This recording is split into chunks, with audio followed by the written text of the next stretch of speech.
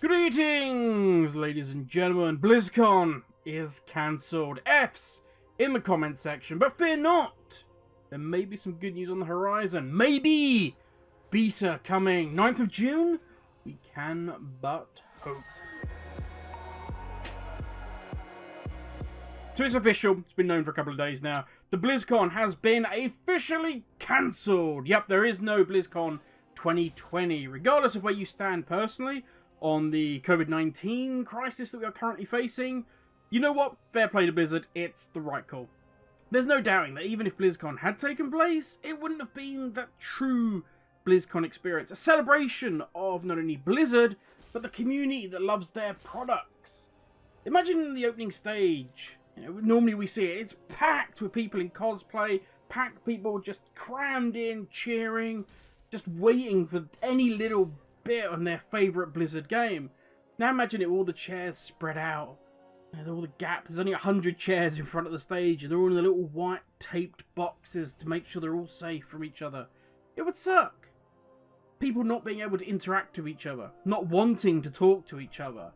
And if you do something wrong, you step over the line, people are going to scream at you. If I wanted that, I'd stay at home and pug Mythic Plus.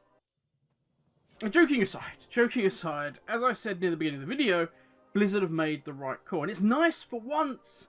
It's nice for once in a video to actually be able to say that. Blizzard have had a lot of issues. We don't need to name them all. We're not. This video doesn't need to be, you know, an hour long. But recently they've made a lot of very suspect judgment calls. So it's nice to be able to say, fair play, hats off Blizzard, you made the right call. And who knows? Who knows? Maybe taking a break might be just the thing that BlizzCon needs. I'd never been personally. I've been told it's an amazing experience. But myself and Guddles, every year we get our virtual ticket, we sit down and we watch BlizzCon. But it has become very formulaic. It's become the same thing over and over again.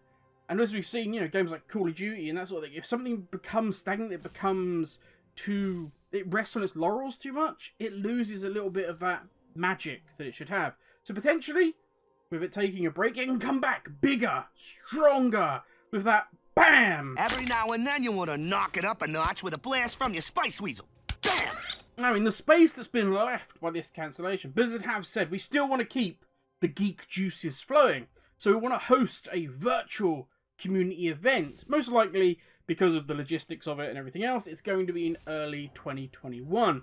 But the details are still very, very sketchy. This was literally, the announcement was about, we're cancelling BlizzCon. So we don't really have anything else, but this is what we're kind of hoping that we can do.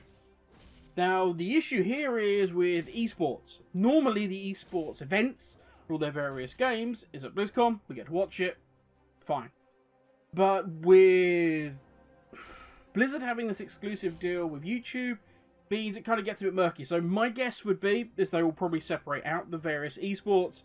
They will show them on YouTube, and then however they want to do this community event, because they'll want that on most platforms they possibly can, or control ticket sales, keep it on their own platform, who knows. But my guess is they'll keep them separate. There'll be some sort of community event, and then they'll have the esports stuff will be kept on YouTube. Now, while we're talking about the virtual world, being virtual, we're getting onto the good stuff now. Oh yes, the juiciness. Warcraft executive producer John Hack and game director Ian Hazzikostas are going to be streaming juicy Shadowlands content for us. Now, there are a number of areas we haven't seen yet. We've seen a lot. I will say hands up to Blizzard now. They have released more information and given us a good look at features way before we would normally see them in alpha or beta. Yeah, we didn't see, certainly the Azerite abilities, we didn't see a lot of them until extremely late in beta. So it's good to be seeing this. But there are still a lot of areas, as I say, we haven't seen. The area surrounding Torghast, which is our end game content. It's where we're going to be spending apparently a lot of our time. We don't know anything about that. We haven't seen it yet. There's no details. We've heard speculation that, you know, if you spend a lot of time there, the jailer's going to notice you and send mobs after you and this kind of thing. But this is all little snippets we've received. We haven't actually had any juicy goodness. We've still got two big zones. We've got Maldraxxus and we have Ardenwald, which haven't been released yet. We haven't seen them on Alpha, so that's still to come. We have more details, obviously, regarding the legendary system. How are they going to work? How are we going to be able to apply these new abilities that we're going to get on our legendaries? How are we going to gain these abilities for a start? They've talked about how, oh, something on your legendaries, you'll be able to get the powers from older tier sets or older legendary items. You'll be able to apply them to these items. Well, how does that work? We don't know anything about that. An official look at soul bindings and their balancing. How's that going to work? Now, I know a lot of people will say, well, we've seen a lot of the soul binding information, but a lot of that is data mined. In terms of, I mean, numbers, like all the things I talk about, numbers can be tweaked, numbers can be changed. But in terms of how they're going to interact with each other, what soul bindings can I get, how am I going to accrue these different soul binding individuals, how's all that going to work? We don't know. But let's not forget, this is a fantastic opportunity for Blizzard to go on the damage control. When Alpha first came out, it was beloved. And that may be because we've had the parched desert that is BFA. And when somebody then puts that ice cold drink in front of you, there's no way it can taste anything but good. And then we started to see some things crop up that raise questions. Now, we knew about the Covenant abilities before, but there was a question there, how are you going to balance it? How's it going to work? How's the Torment ability is going to work? You've added this Torment system into Torghast, which nobody really wants. Realistically, nobody wants. Torghast has balancing issues as it is. We don't want Torments layered on top. Gives them a chance to try and defend themselves, try and justify, and maybe get some feedback from the community, which they've already had a lot of, and hopefully open it up, but we'll get to that bit. Also, some big stuff we've had coming up is the GCD changes. They've started to tweak. They've started to just manipulate.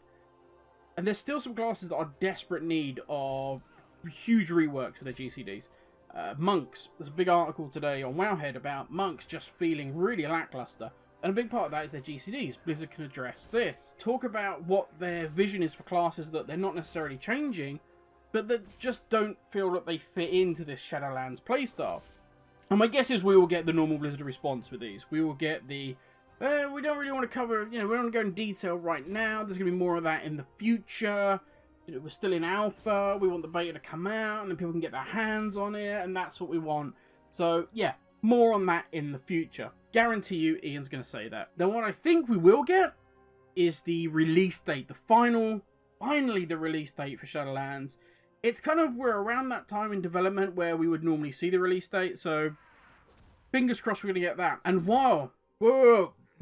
before you dare to uncross your fingers, why don't we also hope for an end of the alpha? It's a perfect opportunity to say, we're kind of now stopping alpha, and we're transitioning into the beta, meaning it will be opened up to a wider player base.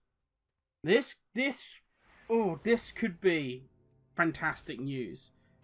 You can tell us all about these features. You can tell us how great the Covenant abilities are going to be, how great the soul bindings are, these new zones and everything else. Fantastic, great. But if we can't get our hands on this, we can't give meaningful feedback.